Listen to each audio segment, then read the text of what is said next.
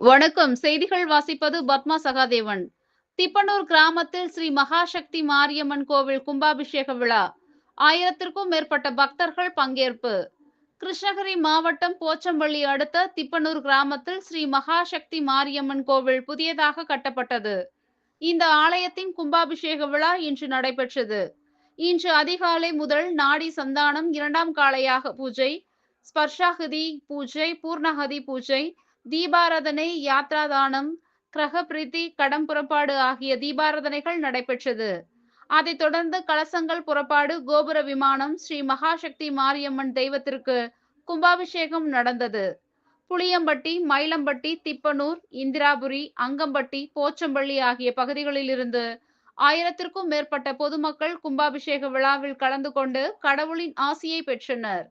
பொதுமக்கள் அனைவருக்கும் அன்னதானம் வழங்கப்பட்டது. போச்சம்பள்ளி காவல்துறையினர் விழாவிற்கு பாதுகாப்பு அளித்தனர். விழா ஏற்பாடுகளை ஊர் மூப்பர் ரமேஷ், காசிநாதன் மற்றும் ஆசிரியர் அன்பு உள்ளிட்ட கிராம மக்கள் ஏற்பாடு செய்திருந்தனர்.